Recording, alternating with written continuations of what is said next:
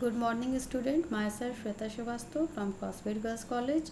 बच्चों, previous lecture में मैंने आपको टाइप्स ऑफ कंप्यूटर में 3 तरह के कंप्यूटर के बारे में बताया था, analogue computer, digital computer and hybrid computer.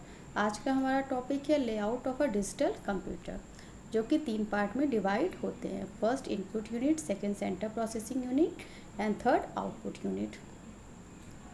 इसे आप ब्लॉक डायग्राम में देखिए। इनपुट डिवाइसेस हैं जिसमें हम कोई भी चीज़ इनपुट करवाते हैं, और जब वो इनपुट होता है तो उसके ऊपर प्रोसेस होता है, और जो प्रोसेस होता है उसको 3 पार्ट में बांटा जाता है, arithmetics and logic unit, control unit and memory unit. उसके बाद उसका हमें आउटपुट प्रोवाइड होता है। अब इसमें फर्स्ट है हमारा input unit. Input unit, it is the unit of a computer system through which we key in the data inside the computer system. This is a bridge the gap between the user and computer.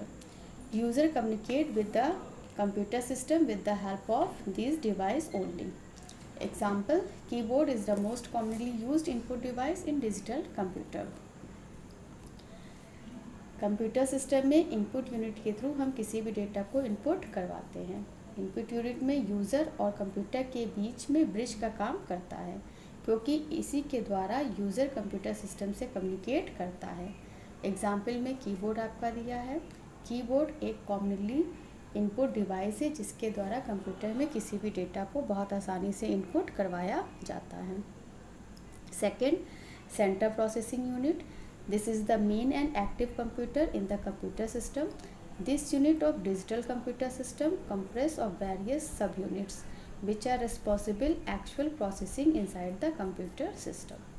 The center processing unit has basically 3 main segments which take care of the individually tasks. First, arithmetic and logic unit, second control unit and third memory unit.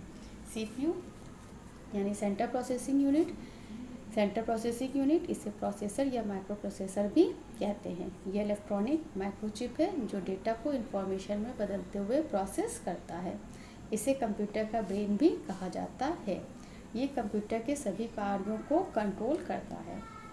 Computer system में actually जो भी processing होती है उसके लिए CPU ही responsible होता है। इन्हें 3 सेगमेंट में बांटा गया है जिनके अलग अलग काम होते हैं।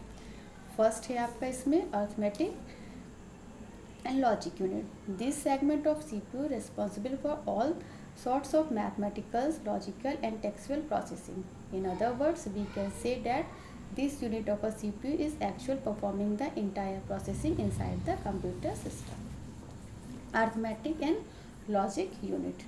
इनका यूज अर्थमेटिक या लॉजिकल कैलकुलेशन में होता है। इसमें plus, minus, multiplication, less than, greater than आदि आते हैं जिन्हें हम आसानी से इनके अंदर परफॉर्म कर सकते हैं। Second, control unit. At the time of processing inside computer system, the through coordination of activities, proper controlling processes and efficient utilisation of resources is required. Computer unit, as the name suggest, is responsible for controlling all activities going inside the computer system. Control unit computer के सभी कार्यों को control करता है तथा input output devices, processor सभी को coordination करता है, जिससे कि कंप्यूटर का इफ़िशिएंट यूटिलाइजेशन हम कर सकें। इन द अदर वर्ड्स हम कह सकते हैं कंप्यूटर की सभी कंट्रोलिंग एक्टिविटी के लिए कंट्रोल यूनिट ही रिस्पॉन्सिबल होता है।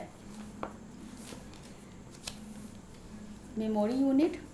Data when proceed inside the computer required to be stored at some places and retrieved when needed. Memory unit is a place inside CPU where data gets stored and retrieved as per the requirement of process and user. Apart from these basic components of a computer system, we have one more important unit which is external to the system, and it is known as secondary storage device. Memory unit, ये data और information को store करता है और ज़रूरत पड़ने पे हम उस डेटा को रिट्राइव भी कर सकते हैं जब यूज़र को उसकी ज़रूरत होती है। कंप्यूटर कंपोनेंट में मोर इम्पॉर्टेंट यूनिट होती है जिसे हम सेकेंडरी स्टोरेज डिवाइस के रूप में जानते हैं। Secondary storage unit, this unit store the data externally to the computers. They are also known as mass storage devices which can store data in the large volume and on permanent basis. Example floppy disk, CD-ROM, magnetic tape etc. Secondary storage unit, ये वो device होती है जिसमें data और information को हम store करते हैं और इनका यूज़ फ्यूचर में करते हैं। इस डिवाइस में कोई भी डेटा परमानेंट स्टोर होते हैं। जैसे यदि हमें कोई डेटा को अपने स्टोर करना तो उसके लिए हम इसमें फ्लॉपी डिस्क का, CD-ROM का, मैग्नेटिक टेप का और आजकल पेन ड्राइव का भी यूज़ करते हैं। इन डिवाइसेस के द्वारा जब भी फ्यूचर में हमें डेटा की ज़रूरत होती है, उसे रिट्राइव करना होता है, तो हम बहुत आसानी से उन डेटा का दोबारा इस्तेमाल कर सकते हैं। इसके बाद बच्चों नेक्स्ट टॉपिक हमारा होगा classification of computer on the basis of size and processing speed, जिसे हम हमारे नेक्स्ट लेक्चर में डिस्कस करेंगे। Okay class, thank you.